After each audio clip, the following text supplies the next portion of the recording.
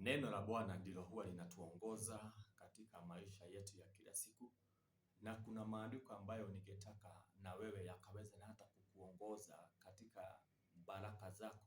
Ni kwa sababu watu karibu wote, niseme watu wote, wangetaka hata baraka katika maisha yao.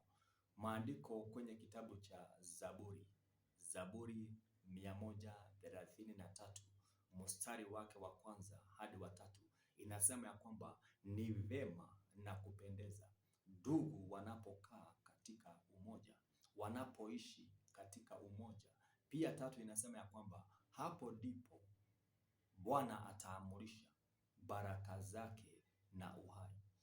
Tazama mahali ambapo labda wewe umetoka, mahali ambapo wewe unakaa, hakuna umoja. Labda nyumbani kwenu mliweza na hata kutengana, na mngetaka na labda baraka za Bwana zikaweze kuwafikia. Bwana anasema katika hayo maandiko ya kwamba hawezi akaachilia baraka mahali pale, maana hakuna umoja.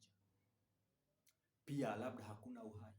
Uhai ni labda mlikuwa mnalisha kondoo, mbuzi na hata na ng'ombe, mmekuwa mkifuga na hata kuku, zote ziliweza labda kuisha, mkauza zikakufa, labda ni kutokana na magonjwa, mashida mbalimbali.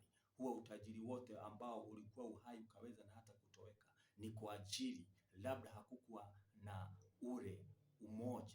Bwana anasema ya kwamba ataamurisha baraka zake mahali ambapo kuna umoja na pia uhai. Mimi nakuombea kibali ya Bwana, wale watu ambao hawana umoja wakaweze na hata kurudiana. Ni kwa sababu ya hizi baraka Bwana ataamurisha kwenye boma yenu, kwenye nyumba yako.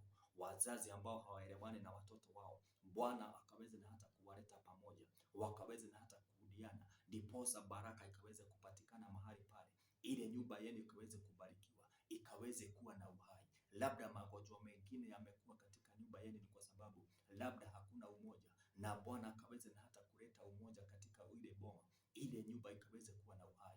Wale ambao waliopoteza mali yao yenye uhai ambayo ni mifugo, Bwana akawarejeshe katika jina la Yesu Kristo. Bwana akaweze na hata kurejesha uhai mahali pale, mkaweze na hata kuendelea maisha ambayo ni ya baraka. Wengine labda ni bwana na mke ambao hawaelewani, wamekosana, wametengana.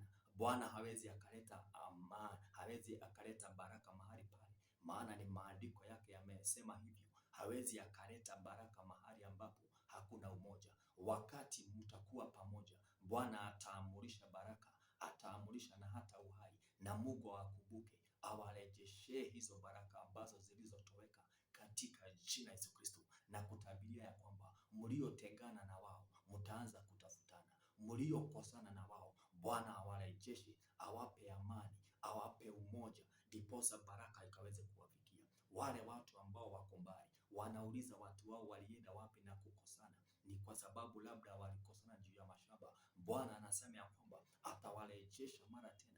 Bwana anasema ya kwamba ataleta baraka zile ambazo alikuwa amewahidia katika maisha yenu. Mungu akumbuke, alete uhai kwenye nyumba zenu, awarejeshe mali ambayo yaliyopotea. Ni kwa ajili mahali ambapo mlikosana, baraka nazo zikatoweka.